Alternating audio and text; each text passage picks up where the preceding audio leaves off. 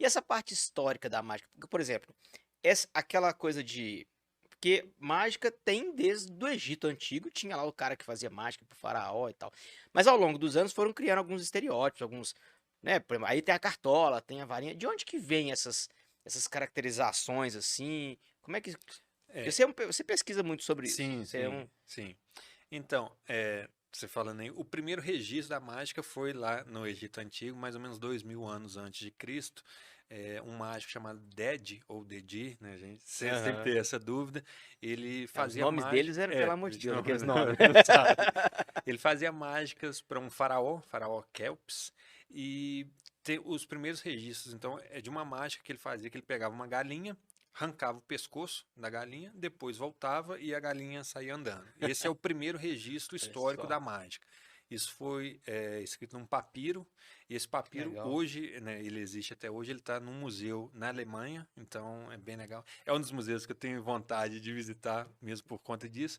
Aham. Depois, assim, ao longo da história, mágicas antigas que a gente tem registro, que acontece até hoje, uma que a gente chama de covilhetes, que são três copinhos com três bolinhas, você coloca uma bolinha, bate, ela Aí passa. some. Isso, tem Aí, gente que faz hoje na Praça 7, né? Mais ou menos mais ou isso. menos isso. Antigamente não era para enganar as pessoas É, igual. hoje é pra Hoje, enganar. hoje é só com dinheiro. Essa também tem registros antigos, né? De anos antes de Cristo. Os aros chineses, que são argolas assim, que se entrelaçam uma na outra, elas saem. Então, essas são mágicas bem antigas, assim, que se tem registro. Depois, com o passar do tempo, na Idade Média, os mágicos sofreram alguns problemas também, igual as Igual bruxas as sofreram. bruxas. É. Então, muitos foram perseguidos, até né, na Idade Média também lançaram o primeiro livro de mágica ensinando os segredos para ver se as pessoas entendiam que tinha alguma coisa por trás, que não era uma bruxaria, que, Aham. por exemplo, sei lá, você fazia uma coisa que levitar, então ensinava como que era isso para a pessoa ver que tem. Ajudou a quebrar aquilo ali também, para os caras pararem de ser perseguidos Mas também, não né? ajudou tanto porque na época era mais complicado, queimaram a maioria dos exemplares, tanto que hoje é um livro que é muito raro. Olha Tem só. um desses exemplares também, está exposto nesse mesmo museu, junto lá com esse papiro lá de 2000 anos antes de Cristo. Então, enfim, passaram por muitos problemas. Olha só. Aí, mais recentemente, veio o que a gente chama de pai da mágica moderna, que é o Robert Houdin. Ele não é o Houdini, que a gente falou. O Houdini, inclusive, tem esse nome baseado no nome do Houdin. Ele pegou esse nome e colocou um i no final de Houdin, virou Houdini, Aham. para homenagear ele. E aí, respondendo uma pergunta que você fez, ele que introduziu essa questão da cartola e da casaca. E aí eu te Ah. pergunto por quê? Você tem ideia? Isso, assim, para contextualizar, isso era mais ou menos ali em 1850.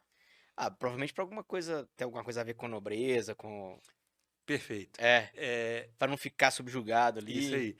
Essa eram as vestimentas da época, né? A nobreza usava a Aham. cartola, Ah, que usava o legal. fraque, e aí ele queria se mostrar um membro da Da nobreza ali. nobreza. Então ele falou: não, se as pessoas usam essa vestimenta, a gente tem que usar também.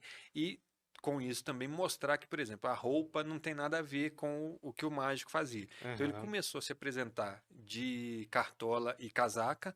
E essa virou o grande. Que Hoje, se você legal. pergunta para uma criança, tal, como que é o mágico? Não, o O mágico usa uma mágico. casaca. É. Isso, então, assim, de 1850 para cá. Então, ele queria realmente se camuflar ali no meio como uma pessoa da realeza e acabou virando o símbolo principal da Principal. mágica até os dias de hoje. E por isso, então, que ele é considerado o O pai da pai da. mágica moderna. Até interessante, ele era um estudioso, ele mexia com coisas de mecânica, mecatrônica, e ele fazia alguns bonecos autômatas. Hoje em dia a gente tem os robôs, que são muito legais, mas você imagina, lá por volta de 1850, ele tinha um autômata que conseguia jogar xadrez contra uma pessoa, tinha Que autômata legal. que fazia malabarismo. Então, assim, não tem nada a ver com a mágica em si, mas é uma tecnologia Uhum. bem diferente. E os mágicos sempre se apropriaram de tecnologias, né? Sim, Para usar sim. essas coisas. Então, ele é um dos mais importantes mágicos da história e não é tão conhecido do público. Uhum. Provavelmente você nunca ouviu falar dele. E a maioria das pessoas nunca ouviram, mas assim, ele tem Que legal, cara. uma importância enorme na história da Na história. mágica.